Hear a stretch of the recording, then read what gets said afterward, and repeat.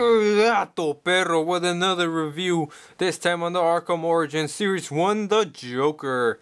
You can see him in packaged on the basic styled card.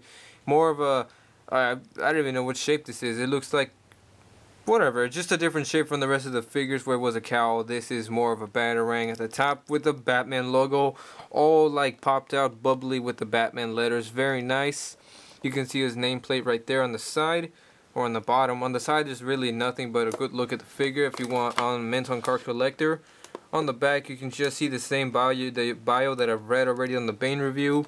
Again, the same figures in a line. What am I waiting for? Let's get this figure out of the box and let's review it. Here's Joker out of package. And before we get to the review, you might notice if you open the figure up, he'll get this kind of a manual, not really a manual, but a kind of like showing you the rest of the figures that came out for the previous Arkham City line, including also some statues, so that's kind of neat. Anyway, back to Joker. Kind of stole the spotlight, and I should never again unless when I want to get my tongue pulled out. So here you have his amazing sculpts, not nearly as big as Bane, but we'll get to size comparisons later. But really loving the face paint and everything on this figure. My mom really liked it actually a lot better than the Bane because she really liked the detail on his face. You can see that creepy smile going across his face. All the red is painted real nice. All the black shading is on there. All the, like, even the eyebrows are painted green very nicely. His hair has shading in it of black. Even like all the creases on his face. His ear even has shading. Everything about his pale white skin has shading. So it's very cool. Yeah, at least his teeth are white because he's much younger. So he's a kind of that sinister look on his eyes, but he looks more like he's looking down than up. But that doesn't bother me at all. So very nice work on the sculpt, DC Collectibles, very nice. Rest of it continues with his more classic, not even classic, but more of a different look than he had in Arkham City. He's kind of a yellowish shirts going on, but it also has lots of shading, kind of more of a white speckles. You can see a little green tux underneath also. It has more of a lighter green as shading, and then the actual color is a more of a darker green with all the little black buttons painted on. And his jacket is more of a, it's a loose rubber piece, but it doesn't hinder any articulation, as I'll get to it later, but also very nicely sculpted. It has more of a, also the lighter blue with the darker purple on it, or lighter purple with the dark purple on it. Also on the arms, there's a seamless color change from the rubber piece to the plastic, which I like a lot. The gloves are just painted straight up black, but then we'll get to the pants. Oh, and the little shirt, the yellow shirt, is actually still painted really nice underneath the green tuxedo. So that's really cool. No paint splotches. His silver buckle on his belts. His pants have more of a indigo, a very light bluish green color attached to his black pants, so to speak. So very nice all around. You can see the yellow on the back of his little trench coat or whatever that is. Even his boots or his shoes are painted really nicely. The same color as the pants. So on the back of the figure, again, the nice detail, just so the wrinkles in his tux in the back of his head. Very nicely sculpted hair. Again, the paint sheeting, awesome right there. So yeah, you can see all the wrinkles, all the detail. A much longer version of the tuxedo than we see in Arkham City. So very nice. Articulation is not as handy or dandy as the Batman Arkham Origins, but is decent and better than the Black Mask. For starters, it is a very satisfying ball jointed head that goes decently up, kind of just in a forward. Side to side, you can see all the little twisted forms you can get with the Joker, but it mostly kind of goes down really good.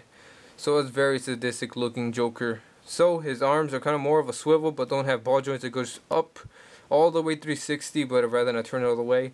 So you can get him cheering like that. It is a swivel elbow, and it bends at 90 degrees very nicely. Well, not really 90, but almost there. Very nicely. And then he has like a peg ball joint that is attached on the inside of his jacket that allows him to go up and down and side to side. So that is very nice, like up and down, side to side, everything.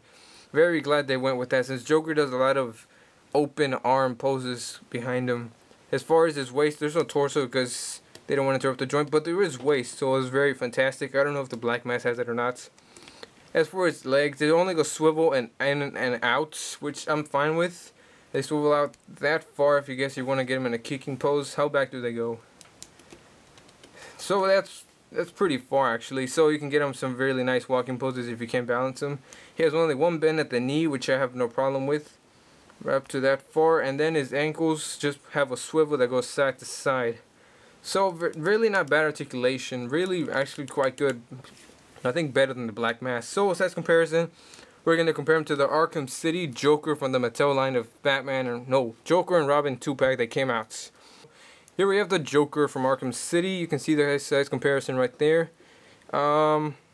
He's actually taller than him, so that's pretty nice.